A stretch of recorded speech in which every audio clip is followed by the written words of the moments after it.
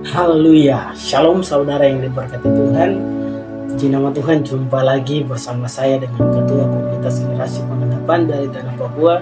Saya mengucapkan Shalom, salam sejahtera buat kita semua. Ya, puji nama Tuhan, ada beberapa hal yang saya mau sampaikan buat Bapak Ibu mengenai pelayanan penginjilan jalanan. Akhir-akhir ini saya begitu melihat banyak sekali postingan-postingan yang naik di Facebook mengenai bencana-bencana yang sedang terjadi di Sulawesi Utara. Bapak Ibu, ketika saya melihat suasana atau saya melihat postingan-postingan yang dibagikan tentang bencana yang terjadi di Sulawesi Utara, saya jadi teringat akan pelayanan kami tim tahun 2023, tepat di bulan September sampai Oktober. Itu kami tim dari Tanah Papua, kami tim penginjilan jalanan dari Tanah Papua.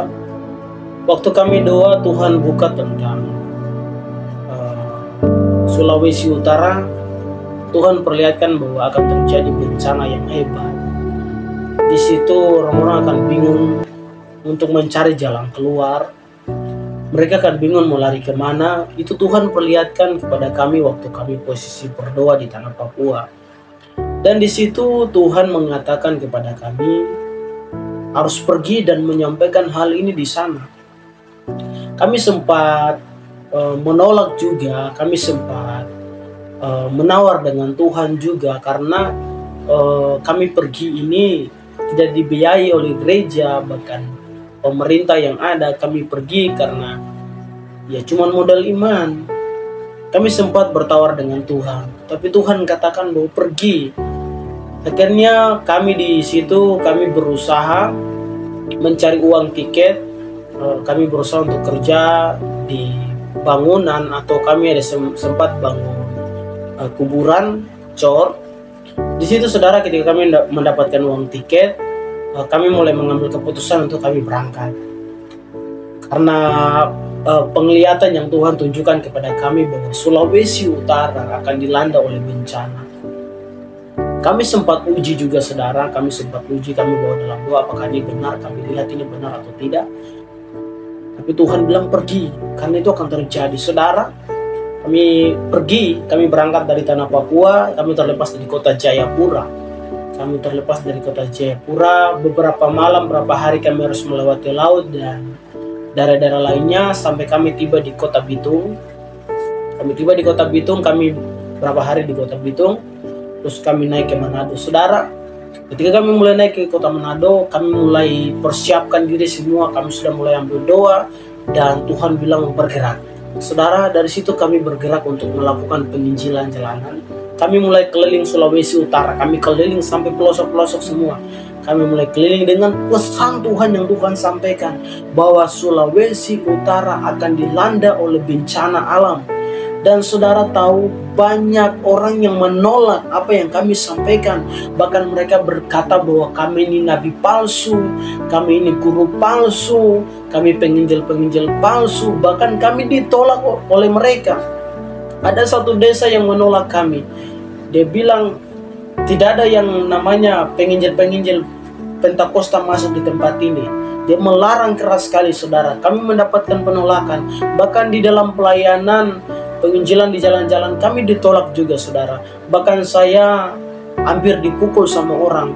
Posisi saat itu saya sedang khotbah saudara, dan ada seseorang datang kemari, sudah ayung tangan, sudah mau pukul dari kepala belakang, tapi tiba-tiba saya putar begini, kaget tangan itu lewat dari belakang saya, tidak kena. Saudara, banyak begitu penolakan yang terjadi ketika waktu kami menyampaikan pesan Tuhan. Kami turun di kota Tomohon, saudara, banyak yang mengejek kami, banyak yang tertawa-tertawa kami ketika kami menyampaikan pesan Tuhan ini. Banyak yang anggap biasa saja, anggap sepele apa yang kami sampaikan. Saya cuma bilang buat Bapak Ibu Saudara yang ada di tempat itu, kami datang bukan karena kemauan kami. Itu bahasa yang keluar dari mulut saya. Saya datang kemari bukan karena kemauan saya supaya saya datang kemari lihat kota Anda, lihat kota saudara. Saya tidak datang dengan tujuan itu.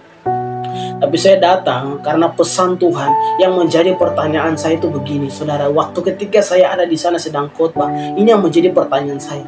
Kenapa Tuhan mengutus kami jauh-jauh dari tanah Papua? Sedang di sini kita lihat bahwa di sini gereja paling banyak sekali. Dibilang kata 1000 gereja, 1000 hamba Tuhan. Paling banyak hamba Tuhan ada di kota Manado, di Sulawesi Utara. Paling banyak gereja-gereja, paling banyak sekolah Alkitab.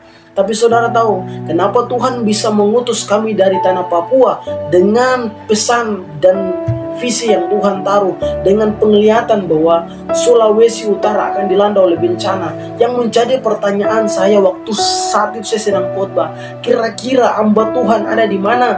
Kira-kira gembala, pendeta ada di mana? Sehingga Tuhan mengutus kami jauh-jauh dari tanah Papua dengan membuang biaya-biaya yang sangat besar untuk harus ada di kota saudara, supaya kami menyampaikan suara Tuhan ini, kami menyampaikan penglihatan yang Tuhan tunjukkan ini, saudara. Waktu kami ada sampai di sana, kami sudah sampaikan. Saya begitu menangis ketika Tuhan menyampaikan hal itu, saudara. Bahkan saya ambil contoh waktu kejadian di Palu. Saya ambil contoh ini, saudara. Saya sampaikan contoh ini bahwa tahun 2016 saya diperlihatkan Tuhan tentang bencana yang akan terjadi di kota Palu. Dan itu saya sampaikan kepada teman-teman di Facebook. Saya bagikan di grup-grup yang ada. Saya bagikan di grup-grup WA, grup-grup Facebook, di Messenger. Saya bagikan semua. Saya bagikan, dan itu banyak komentar-komentar yang tidak membangun. Banyak komentar-komentar yang bilang menjatuhkan. Banyak komentar-komentar yang ngejek. Banyak komentar-komentar yang tidak percaya. Mereka katakan nabi palsu, guru palsu. Mereka mulai katakannya, namanya orang tidak percaya dengan penglihatan-penglihatan, buatan-buatan seperti begitu. Saudara tahu, ketika itu terjadi, ketika peristiwa terjadi di kota Palu, baru adalah beberapa teman yang sampaikan kepada saya, kakak, apa yang kakak sampaikan itu sudah terjadi.